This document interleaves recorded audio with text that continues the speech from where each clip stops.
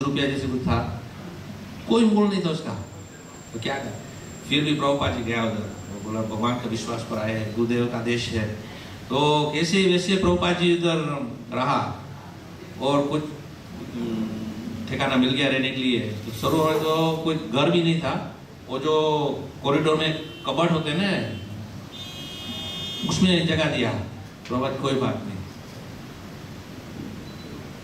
गुरुदेव की सेवा में आए हैं तो ये भी तपस्या कर लेता हूँ मैं, उसमें रहा। आस्ते आस्ते प्रभुपाद अभी शुरू करते हैं, कारताल लेकर कुछ नहीं किया प्रभुपाद, केवल कारताल हाथ में लिया और हरे कृष्ण कृष्ण कृष्ण हरे हरे, हरे राम राम राम हरे हरे, कीर्तन शुरू कर दिया प्रभुपाद जी ने।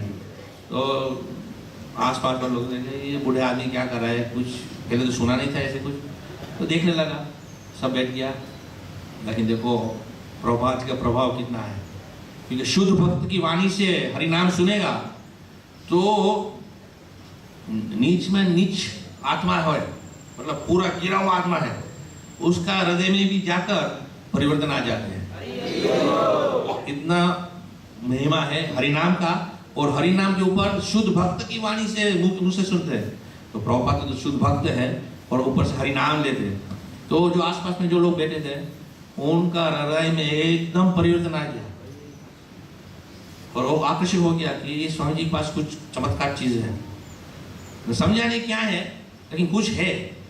तो बैठे लगा और कीर्तन सुनने लगा, और कीर्तन सुनने के बाद प्रभुपाद जी सबको आभार व्रत किया, बोले आप लोग आए हैं, आप सब आभारी हो, लेकिन छोटा संदेश है मेरे पास। तो भागवत गीता का सिंपल संदेश बताया उन लोगों ने। अभी क्या है कि उनका हृदय में परिवर्तन हो गया है हरिनाम सुन से, तो गीता का संदेश अपने आप समझ गया वो लोग। तो आस्ते आस्ते प्रभुपाद जी हर ऐसे कीर्तन करते थे और थोड़ा गीता का उपदेश देते थे, तो सब लोग थोड़ा प्रभुपाद का लगन हो गया। और स्वामी जी बोले स्वामी जी हम क्या कर सकते हैं। प्रभुपाद जी के कहीं कुछ नहीं करो हमारे लिए, केवल इस हरिनाम लो आप, क्योंकि इसमें सब कुछ है। तो सब लोग ने जब शुरू किया, ऐसे ऐसे प्रभुपाद ने उसको सिखाया और एक 26 सेकेंड एवेन्यू स्टोर फ्रंट किराए पर ले लिया और एक छोटा सा मंदिर बना दिया, और एक हाथ से लेकर ये पोस्टर बनवा दिया और सब जगह में पोस्टर लगा दिया।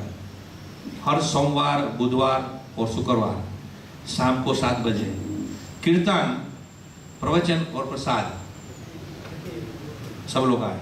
और प्रभुपाद जी हर सोमवार को, हर बुधवार को और हर शुक्रवार को सबके लिए प्रसाद बनाकर तैयार रखते थे। अकेला आदमी है, कोई सुविधा नहीं है, फिर भी प्रभुपाद जी ने कैसे कैसे चमत्कार कर दिया हम तो समझ नहीं सकते। और शाम को आते कीर्तन करते थे, कीर्तन के बाद थोड़ा प्रवचन सीखा, और प्रवचन के बाद सबको प्रेम से प्रसाद बांटते। और देखो इनमें कितना पावर है, तेज है। सबको अपना अपना हृदय एकदम पवित्र हो गया और सब अपने जीवन स्वामी जी के चरण में समर्पित कर दिया। और ये पावर है प्रभुपाद जी की शक्ति का, कोई मामूली संत महात्मा नहीं है। क्योंकि इतिहास में तो बहुत सारे संत महात्मा है, लेकिन जो प्रभुपाद जी जो कर बताया वो कोई ऑर्डिनरी था।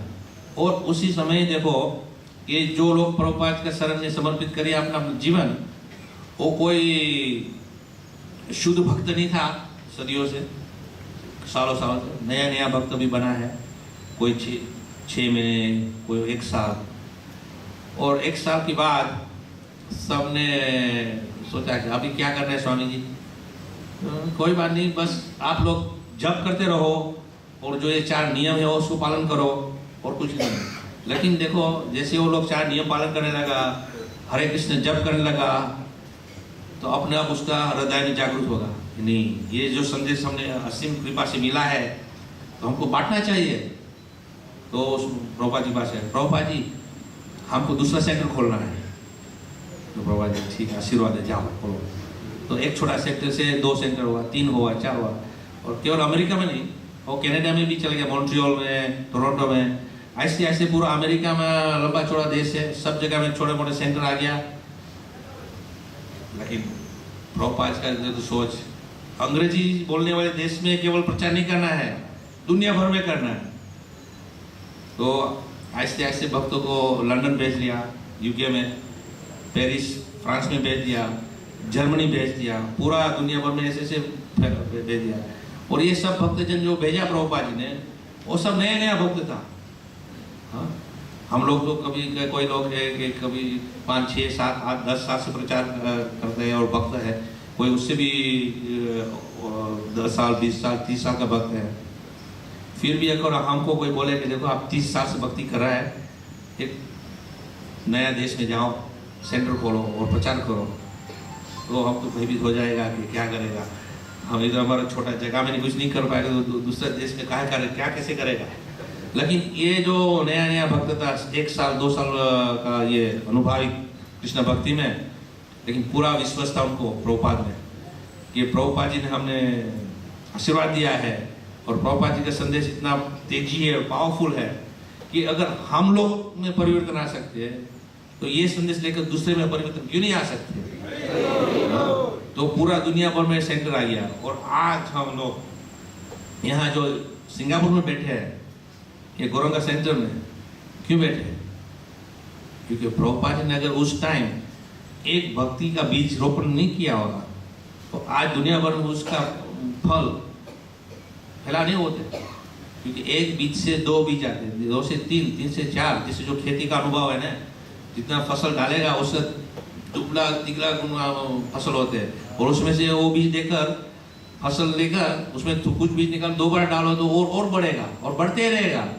तो जो कृष्ण भावना का बीज है पूरा दुनिया भर में बढ़ते रहते, और अनगिनत संख्या में दुनिया भर का लोग आते हैं और भक्त बनते हैं और कृष्ण कॉन्शियसनेस में आकर समर्पित हो जाते हैं। अभी यहाँ आने से पहले वृंदावन में था, कार्तिक का मास है, बहुत सारे भक्तजन आते हैं, लेकिन आप गली गली में जाएगा, इधर जाएगा उधर जाएगा, सब जगह तो किसी रूसी का देखा, किसी का चीन का देखा, कि अमेरिकन का देखा, कोई यूरोपियन देखा, कोई श्रीलंका का देखा, कोई बांग्लादेश का देखा, कोई ये नेपाल का है, कोई अफ्रीका का है, कोई ऑस्ट्रेलिया, कोई न्यूजीलैंड, कोई इंडोनेशिया, हर जगह का कोई ना कोई भक्त दिखते लगते। एक आश्चर्य की बात है कि 50 साल पहले किसी ने सोचा था कि वृंदावन का ये हाल होगा।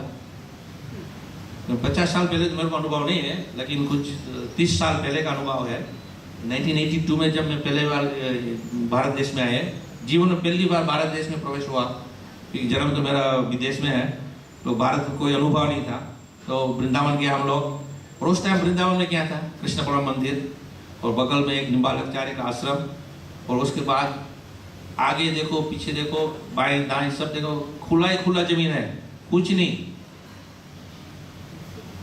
और सुबह से शाम तक बैठते उधर, तो कुछ हाथ में जितने उंगली है ना, उतना आदमी गिन सकते, इतना कोई यात्री लोग आए हैं वृंदावन का दर्शन करने के लिए। और कोई वाहन कुछ नहीं था। मथुरा से वृंदावन आने के लिए टांगा में आना पड़ते थे, घोड़े का टांगा, उसी स्थिति था। और मोटर कार तो दिखने में आती नहीं कोई। सुबह से शाम देखे, एक हफ्ते में पूरा शायद एक टूटा फूटा एम्बेसडर देखेगा, बाकी कोई नहीं आते थे। लेकिन आज 50 साल की यूनिवर्सिटी हम सेलिब्रेट कर रहे हैं 2016 में, जो इस्कॉन का स्थापना किया प्रभुपाद जी अमेरिका में। दुनिया भर का भक्त आते, और दुनिया भर के भक्त आते एक बाजू रहा, लेकिन जो लोकल है आसपास है, हरियाणा से, दिल्ली से, इधर आसपास यूपी का इलाका, अनगिनत लोग आते हैं। आज वृंदावन में एक पैर रखने की जगह नहीं है, इतना संख्या में यात्री लोग आते हैं दर्शन करने के लिए। वृंदावन का महिमा बढ़ गया इतना। कैसे बढ़ गया? प्रभुपाद के प्रभाव से। प्रभुपाद जी ने दुनिया भर में पूरा आंदोलन ये लगा दिया कि कृष्ण भावना सब आ गया, और प्रभुपाद जी ने सब जगह में कृष्ण भक्ति दे दिया, और आज हम सब उसका फल पाते हैं और सबको बांटते हैं, और बढ़ते रहेगा, इसमें कभी कमी नहीं होगा। It will increase many thousand folds, क्योंकि ये जो कृष्ण कॉन्शियस है, कृष्ण भावना, कोई ऑर्डिनरी चीज नहीं है, वो एक दिव्य शक्ति है। और चैतन्य महाप्रभु स्वयं आकर आए थे बोलकर कि ये जो हरिनाम संकीर्तन जो स्थापना किया है, अगले 10,000 वर्ष तक पूरा उसका फैलाव होगा और अनेक जीव का उद्धार होगा। तो आज देखो आप कि प्रभुपाद की कारण से पूरा दुनिया में आज भक्तजन है और सब लोग जो जिसने कृष्ण भावना में आए हैं वो आनंद ही आनंद में है। हाँ, छोटा मोटा दुख तो होगा क्योंकि हमने कर्म भी ऐसे किया है, कुछ अच्छा कुछ बुरा, तो उसका तो फल तो लेना ही पड़ेगा। लेकिन साथ साथ में कृष्ण भावना का जो आनंद जो अनुभव करते हैं वो तो उसको किसी से साथ हम तोड़ नहीं सकते, अमूल्य है। जैसे अभी आप मैं आने से पहले आप लोग कीर्तन कर रहा था, इतना अनुभव, इतना आनंद ले रहा था कीर्तन में। और गिरिराज का जो ये पर्वत बनाए हैं चावल से, फल से और कुछ अदर ये सब्जियां वगैरह वगैरह, लेकिन इसमें हम सब्जी नहीं देखते हैं, चावल नहीं देखते हैं, फल नहीं देखते हैं, फूल ये अलग अलग का फूल लगाया है वो नहीं देखते हैं, पुष्प लगाया है, जब सब क्या क्या देखते हैं हम, श्री गिरिराज। और बहुत भावना से, श्रद्धा से उसका परिक्रम करते हैं कि यहाँ परिक्रम करने से गिरिराज गोवर्धन का परिक्रम का जो लाभ मिलते हैं वो हमको यहाँ मिलते हैं।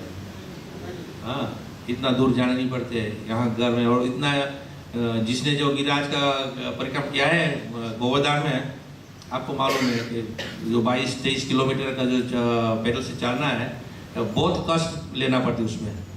हाँ, हमने तो किया है हर मौसम में, ठंड मौसम में, गर्मी मौसम में, बारिश मौसम में, और हर टाइम जितनी बार करता हो इतना कठिन लगती है। और हर बार में समाप्त करने के बाद वो करते अब बस ये लास्ट बार, अभी आगे अगली बार नहीं करेगा।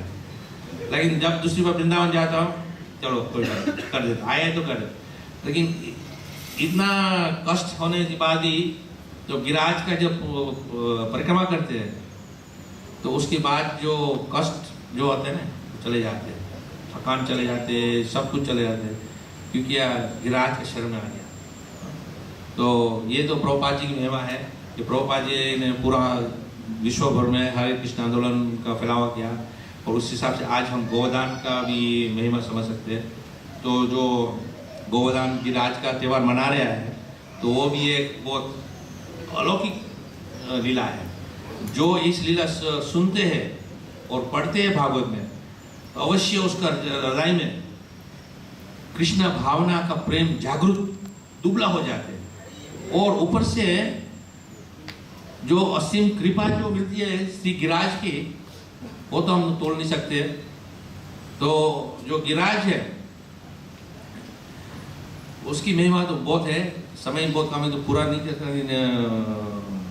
शॉर्ट में मैं बता सकता हूँ कि नंद महाराज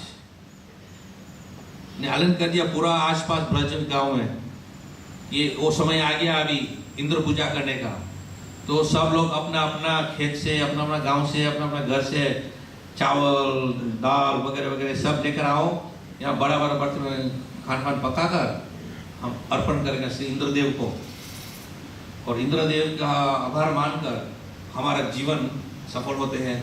क्योंकि अगर इंद्र समय से बारिश नहीं भेजते हैं तो हमारी फसल नहीं होगी, फसल नहीं होगी तो खाएगा क्या, भूखा मर जाएगा।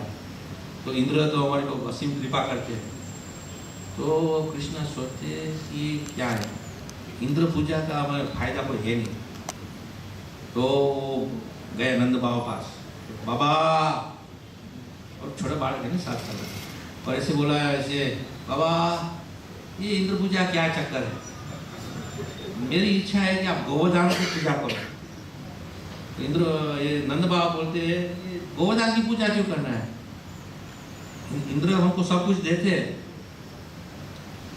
कृष्ण बोलते हैं नहीं बाबा, गलत सोचे आप।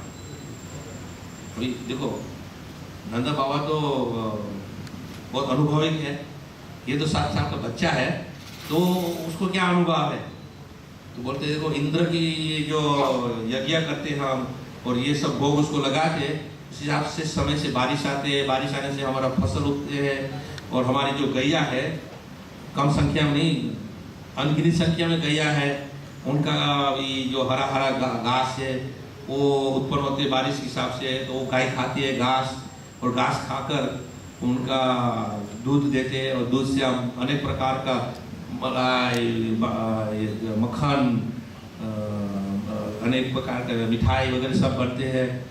तो ये हमारा आभार मानना चाहिए इंद्रदेव का। लेकिन कृष्ण सोचते हैं कि नहीं, ये गलत बात है।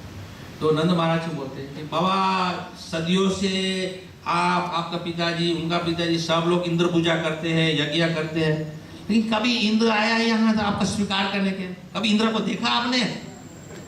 नहीं देखा। कभी इंद्र को ये सब अर्पण करते तो स्वीकार करके देखा? नहीं देखा।